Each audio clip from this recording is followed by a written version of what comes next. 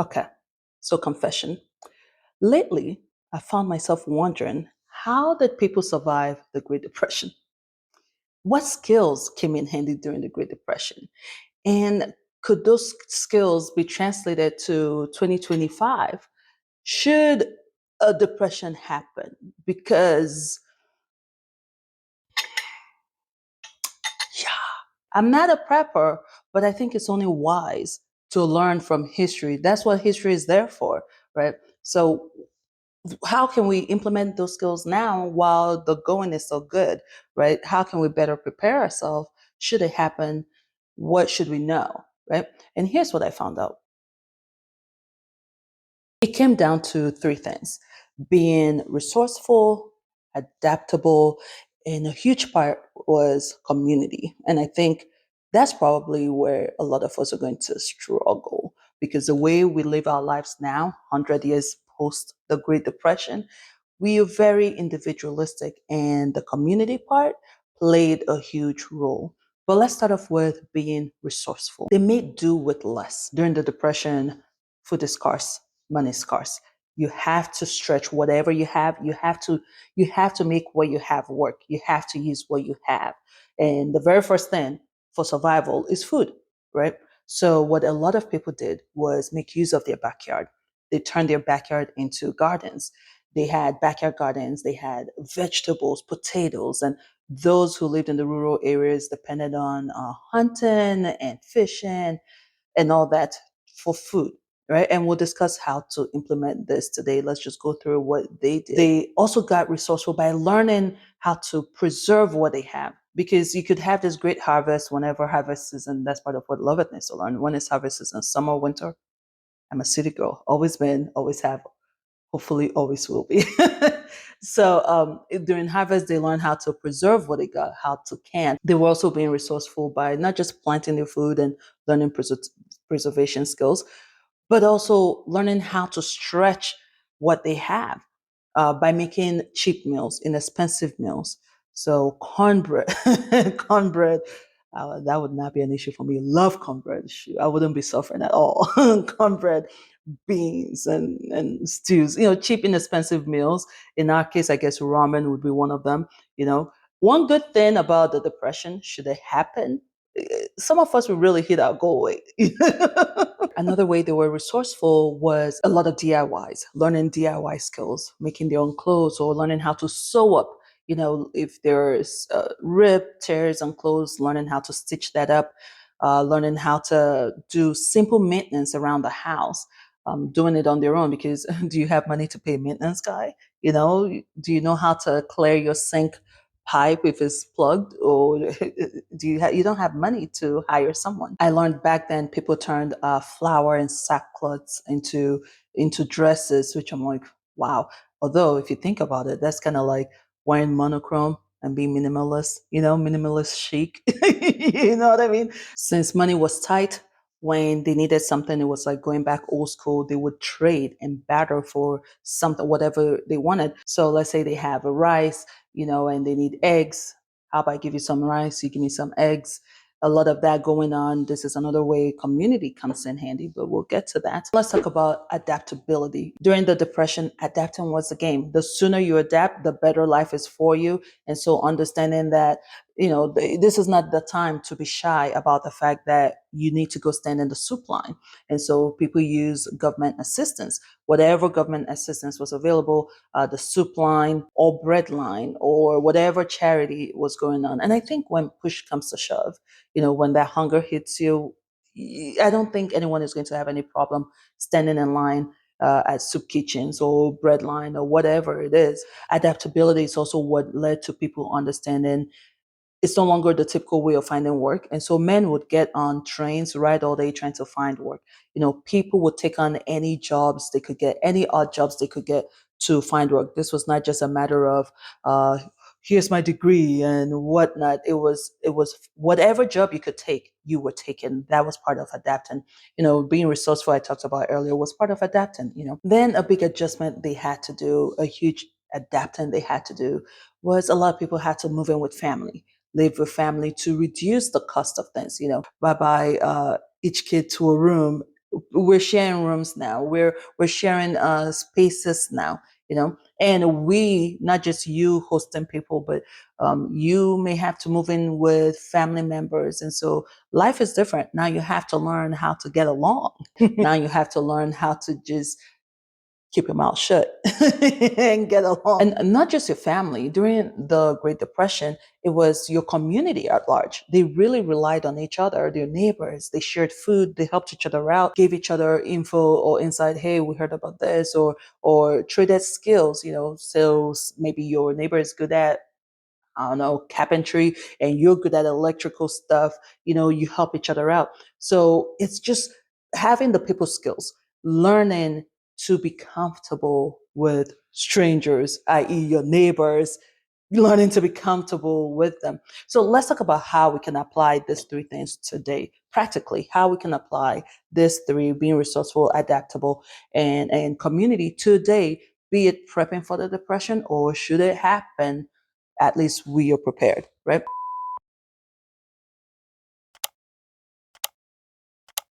So here's how we can apply the skills now. The backdrop of it all is being adaptable. Everything you're going to have to do now is you understanding it's time to adapt. It's time to maybe get a little bit uncomfortable. One of the things you can do now is to stretch your money. How can you stretch what you have so it goes a lot longer and a lot further, so you're not having to give up what you have, so you're not having to spend, right? How can you make use of the stuff you already have? And then every single dollar you have, how can you maximize it? So when it comes to your expenses, that would mean cutting off all unnecessary expense. Take a look at what you spend your money on. And the next video coming up is how to easy ways to save. A few tips to make saving a bit easier. How Take a look at your expenses. What can you cut off? Imagine the Great Depression is hitting in 2 months. What can you cut off, right? So that will help you see what's unnecessary, right? How can we stretch our budget? When it comes to food, I told you they made cheap meals, cheap and expensive meals. How can we implement that now? Of course, depression isn't happening now, but now what we could do is a couple nights a week, a couple days a week. Can we add on those cheaper meals so that our food budget goes a lot further?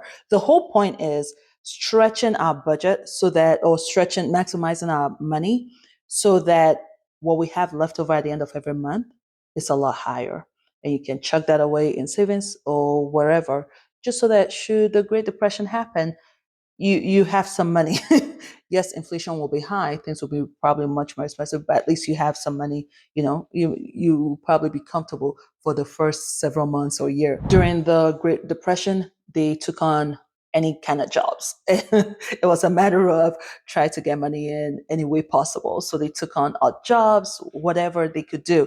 Well, now that the going is good, this is a good time to look at what can you do.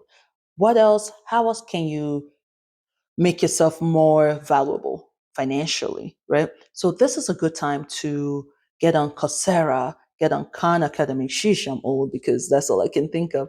I'll put them on the screen. Platforms where you can go learn and get better skills, get better hard skills, right? Not soft skills, hard skills. That would help you earn more, and also that would hopefully maybe open up another income stream for you. If there's a field you've wanted to go get into, but because we've grown and we got responsibilities, you can't just quit your job, right? How about you take on learn about those skills now, learn about that job now, get better at that job if possible now. If is it something you could learn about online? For instance, if you've ever always wanted to get into accounting, because listen, money will be made, people need bookkeeping or whatever. I'm just using an example. Let me get into accounting, let me get into using whatever software they use now for accounting. This is a good time now that you have a job, now that you have a paycheck, now that life is good. If you dedicate some time during the week, we spend a lot of time during the evenings, scrolling, a lot of time on TV. I've even heard someone say they realize how much the night hours they just waste away. You get back from work and you're just like, I'm exhausted. You just, after you put the kids to bed, you just chill and 2 hours is gone doing nothing, right? And so what they've learned is they go to bed earlier so they can wake up early, and then they use the early hours to put into what they do, right? The side hustle. I'm not even talking side hustle. Eventually, if that's how where it goes, great. But right now I'm talking just picking up skills, learning something new that you can monetize down the road. So if it's accounting, you use those morning hours, or if you're a night person, those evening hours to learn the new software. Some of us may not be into tech. Well, guess what? This is a time to learn the software, to get familiar, to get comfortable with IT and software lingo. Part of it too is spending time to research and look into, well, what is in demand right now. Another way to be resourceful, back then they were very good at maintenance. They were very good at patching up. They have a tier, they patch up. How can you apply that now? It's having the habit of, rather than buying, is extending what we have. So I'm going to use this example. Sometimes when I do these videos, I can't believe this is what we're discussing, like $20 here and there, right?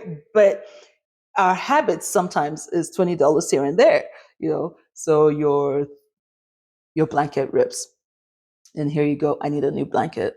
Amazon, $40, $60, boom. But if you know basic sewing skills, just tack it, boom, and it's good.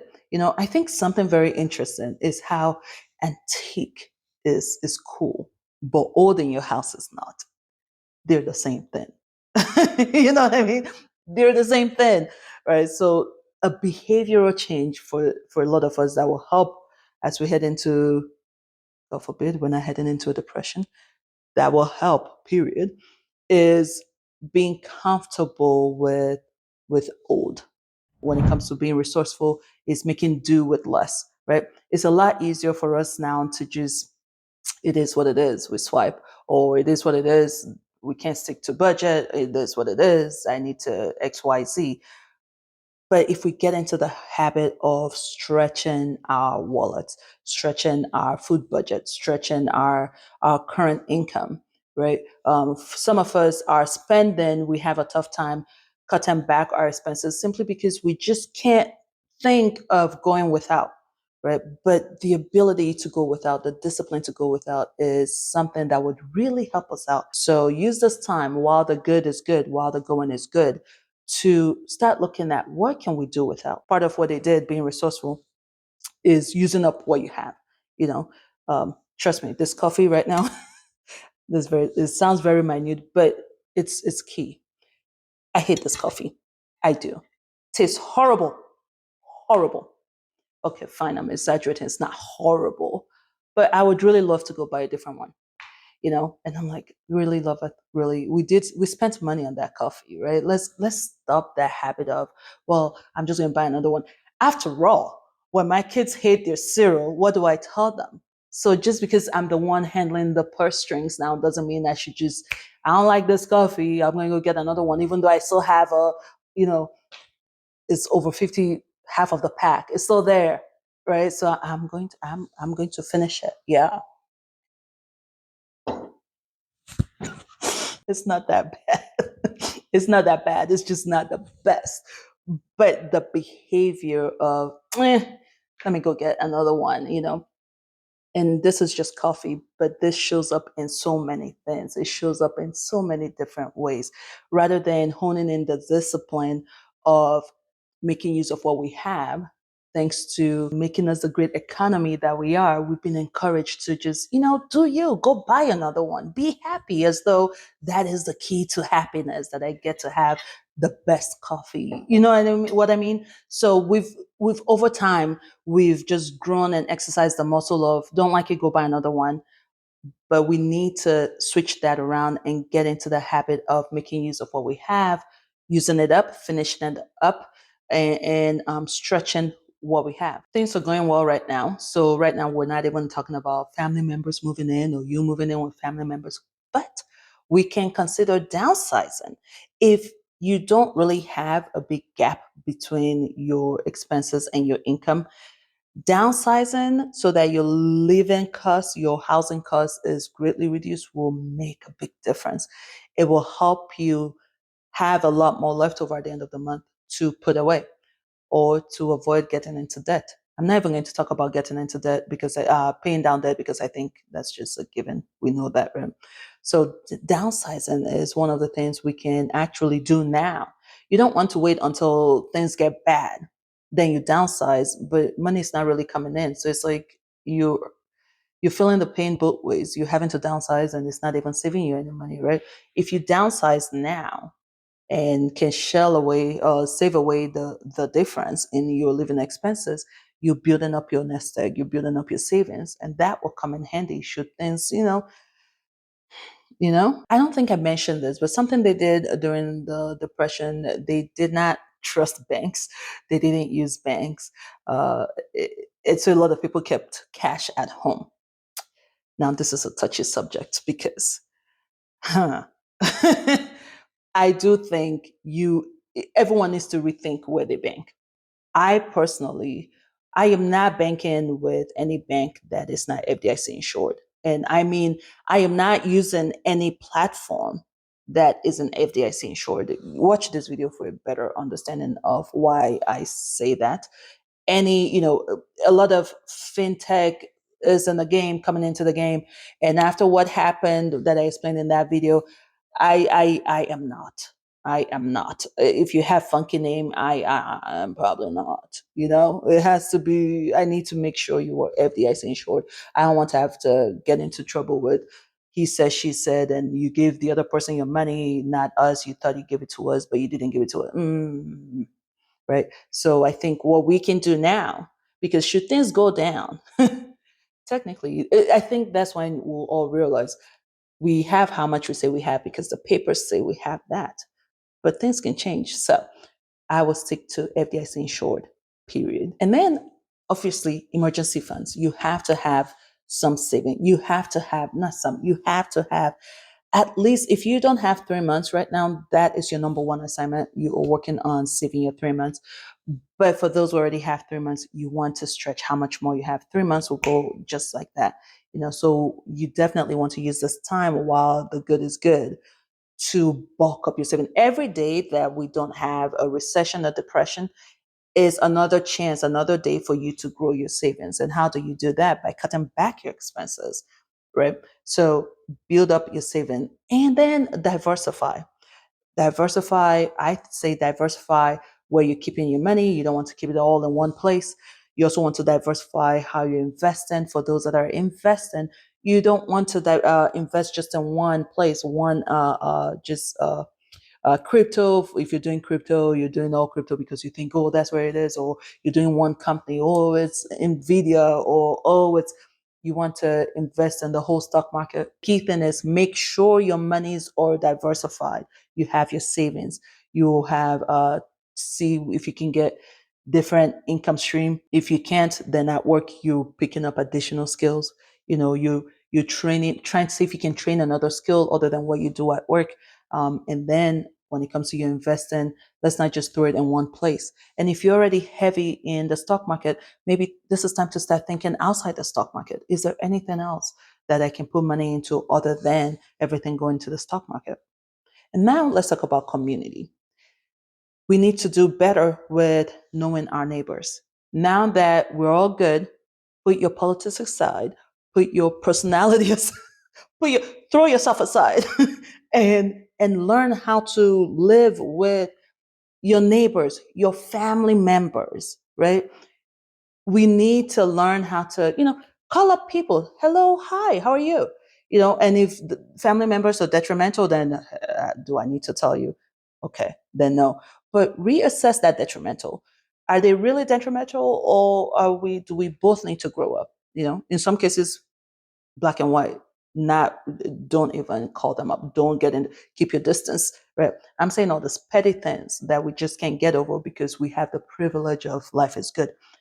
If things go down, we're going to need the neighbors. We're going to need whatever community you're in when you join PTA, PTO, or whatever your kids' sports group, or I don't know, your kids' friends, family, whatever. The point is, we need community. What community do you have? If you don't have community, this is a time while everything is still okay to start building that community, to start working on understanding we disagree, we have to agree to disagree, or just don't bring up touchy subjects. I would so love to discuss politics, but no, we just don't bring up touchy subjects. We rise above, right? We need to rebuild the community because not just that they help us out should we need anything, should anything happen, but the fact that that's how we would end up, that's what will help keep our morale, relieve our stress. That's how we actually improve our quality of life should things go down. And even if things don't go down right now, while things are still good, it's actually how you improve your quality of life. I always think it's funny how we here in the States always admire Europe and South America, and people go there and they go, oh, they hang out and they talk to each other. And I'm like, well, we could do that here. We can all do that here. And that's a whole different video. Don't get me started, but let's work community. Let's fix relationships, call up family. But and it takes time.